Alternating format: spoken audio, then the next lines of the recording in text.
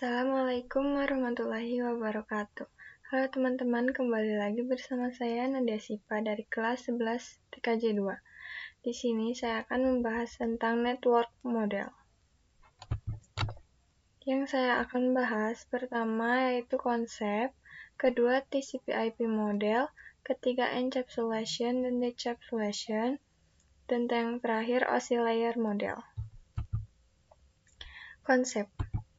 Konsep jaringan komputer mengacu pada perangkat komputasi yang saling terhubung serta dapat bertukar data dan berbagi sumber daya satu sama lain. Untuk terjalinnya proses bertukar data tersebut diperlakukannya aturan yang mendefinisikan bagaimana kumpulan komputer agar bisa saling komunikasi. Nah, aturan tersebutlah yang disebut dengan networking model. Jadi, bagaimana setiap vendor dapat saling berkomunikasi dengan open standard networking model yang tersedia. Untuk saat ini, open standard networking model yang tersedia dan terkenal ada dua, yaitu TCP/IP model dan OSI model. TCP/IP model TCP/IP model merupakan jenis networking model yang saat ini common digunakan. Jadi TCP/IP itu mendefinisikan suatu protokol agar antar komputer, utamanya yang berbeda network itu bisa saling komunikasi. Nah, untuk membantu dalam memahami, setiap networking model itu dipecah menjadi bagian-bagian kecil yang disebut sebagai layer. Secara dokumentasi, TCP/IP model terdiri dari 4 layer, namun penerapan dalam real network TCP/IP model lebih mudah untuk dibagi menjadi 5 layer. Pertama ada TCP/IP Application Layer. Application Layer berfungsi sebagai antarmuka dengan aplikasi, mengatur bagaimana aplikasi dapat mengakses jaringan dan kemudian membuat pesan-pesan berskala. Di antara contoh service dari application layer itu seperti HTTP, POP3, SMPT, IMAP, SSH, dan sebagainya. HTTP itu digunakan ketika kita mengakses suatu web server. Di sini yang kedua ada TCP/IP Transport Layer. Fungsi dari transport layer adalah memberikan service ke application layer. Untuk transport layer terdapat dua protokol yang sering digunakan yaitu TCP dan UDP. Salah satu mekanisme yang disediakan oleh transport layer khususnya pada TCP itu adalah error recovery mechanism. Protokol TCP dan UDP.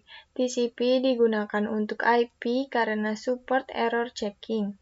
UDP digunakan untuk video streaming, games, dan aplikasi lain yang membutuhkan kecepatan data.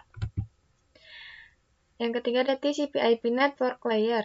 Untuk network layer hanya terdapat satu contoh yaitu IP. Dan IP menyediakan dua fitur yang sangat penting yaitu addressing dan routing yang dimana berfungsi untuk menangani konektivitas dan pemilihan jalur. Setiap perangkat jaringan memerlukan alamat unik di jaringan. Saya akan membahas addressing dan routing. Pertama ada addressing. Jadi kalau yang addressing itu bahwa IP address itu sendiri, yaitu memberikan nama pada perangkat di jaringan komputer. Routing salah satu fitur yang disediakan pada IP di bagian network layer yang bekerja layaknya kantor pos, mencari rute tercepat untuk sampai tujuan. Next, ini IP atau Internet Protocol terdapat dalam network layer 3.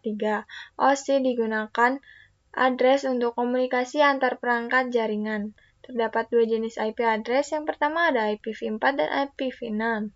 IPv4 pengalamannya 32 bit, IPv4 terbagi menjadi 4 blok dan setiap bloknya ada 8 bit. Jumlah max hostnya sekitaran 4 juta.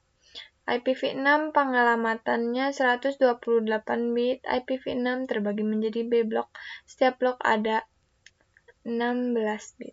Jumlah max hostnya lebih dari yang IPv4. Dan IPv6 ini adalah IP yang paling terbaru. Next, ini ada TCP/IP data link layer dan physical layer. Data link layer mendefinisikan protokol yang dibutuhkan pada physical layer. Salah satu fitur pada data link layer ialah VCS, Frame Check Sequence, yaitu error detection mechanism, hanya mendeteksi error tanpa recovery. Addressing yang digunakan pada data link layer adalah MAC address. Physical layer mendefinisikan cabling pada suatu jaringan komputer, mendefinisikan secara fisik apa yang digunakan untuk menghubungkan antar device. Selanjutnya ada encapsulation dan decapsulation. Encapsulation itu proses membungkus data dengan header pada data di setiap layernya. Adapun decapsulation maka itu sebaliknya. Name of TCP/IP messages. 1. Application layer data, 2. Transport layer data top header segment, 3. Network layer data top header IP packet, 4. Data link layer data to header plus IP del header dan teller frame. Encapsulation memiliki definisi yaitu membungkus data dengan beberapa header. Jika memiliki data yang awal mulanya berawal dari application layer yang kemudian diarahkan ke transport layer, itu akan ditambahkan TCP header ataupun UTP-OC. OC model. Untuk saat ini, model yang sering digunakan hanya TCP/IP. Karena untuk dari sisi perkembangan protokolnya atau modelnya, TCP/IP lebih dominan dibanding OC layer. Namun OC layer biasanya dipelajari karena mudah difahami. Sebelum networking model, setiap vendor membuat atau memiliki networking modelnya masing-masing. Karena setiap vendor memiliki networking model yang berbeda-beda, maka komunikasi antar vendor sulit dilakukan. Jadi, usaha untuk membangun suatu jaringan komputer sangat besar. Banyaknya vendor tadi itu, bagaimana upaya agar tetap bisa berkomunikasi dengan baik antar vendor, satu dengan vendor yang lainnya. Oleh karena itu, dibuatlah sebuah model atau sebuah standar atau spesifikasi minimum oleh OSI, International Organization for Standardization, pada tahun 1986, yaitu dengan nama OSI, Open System Interconnection, atau bisa juga disebut OSI 7 Layer Model. Oke, di sini ada 7 lapisan layer pada model OSI. Yang pertama ada application layer, 2 presentation layer, 3 session layer, 4 transport layer, 5 network layer, 6 data link layer, dan yang 7 physical layer.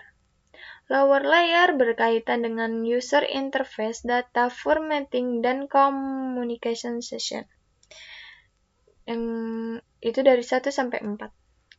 Upper layer berkaitan dengan bagaimana data itu mengalir, itu dari 5 sampai 7 layer. Oke, mungkin segitu saja yang bisa saya sampaikan. Maaf bila ada kesalahan kata. Wassalamualaikum warahmatullahi wabarakatuh.